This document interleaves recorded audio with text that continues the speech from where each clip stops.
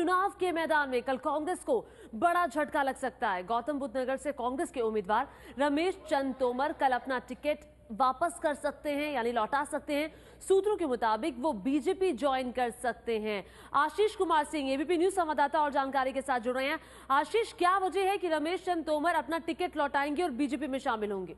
देखिए, बीजेपी की जो हमें सूत्रों से जानकारी मिली है, कुछ वरिष्ठ नेताओं के साथ वो लगातार संपर्क में है। हमें भूलना नहीं चाहिए कि रमेश चंद तोमर लगभग 3 बार लोकसभा के सांसद भारतीय जनता पार्टी के टिकट पर पहले रह चुके हैं।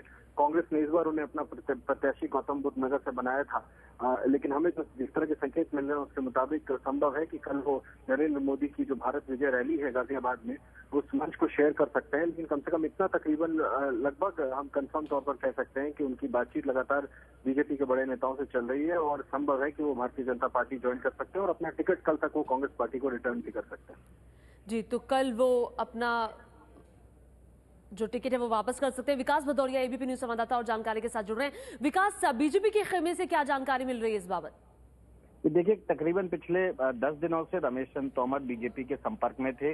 राजनाथ सिंह से उन्होंने 3 बार फोन पर बात की थी और उत्तर प्रदेश के एक सह प्रभारी जो कि पश्चिमी उत्तर प्रदेश देख रहे हैं, उन्होंने बात करवाई थी राजनाथ सिंह से।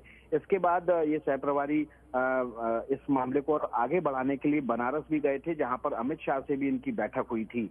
आज शाम को अभी एक महत्वपूर्ण बैठक चल रही है जिसमें संघ और बीजेपी के कई वरिष्ठ नेता मौजूद हैं। इस बैठक में ही ये आखिरी फैसला होना है कि रमेश चंद तोमर को कब बीजेपी में शामिल होना है। हालांकि जो उनकी शामिल होने की तारीख बताई जा रही है, समय बताया जा रहा है, वो कल नरेंद्र मोदी की गाजियाबाद रैली है जिसमें रमेश चंद तोमर को बीजेपी में शामिल होना है। लेकिन विकास, क्या किसी सीट को लेकर कोई बार्गेनिंग भी हुई है? उन्हें कहां से उम्मीदवार बनाया जाएगा? वो 3 बार बीजेपी की तरफ से सांसद रह चुके हैं।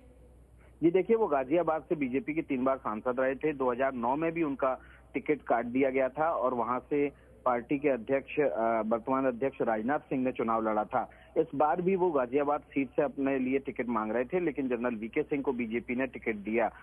जो गाजियाबाद सीट है, वहां पर उस सीट में कई गांव ऐसे आते हैं जो तोमरों के गांव हैं और तोमर वहां के जो है वो बीजेपी को लगातार वोट करते रहे हैं। वीके सिंह की जीत तय करने के लिए ये इस ऑपरेशन को अंजाम दिया गया और रमेश चंद तोमर, चूंकि उनकी पृष्ठभूमि भाजपाई है, 3 बार वो गाजियाबाद से सांसद रहे हैं, संघ की भी पृष्ठभूमि है, इसलिए बीजेपी ने उनको किसी तरह मनाया है कि वापस वो बीजेपी में आ जाएं और वीके सिंह के समर्थन में प्रचार करें।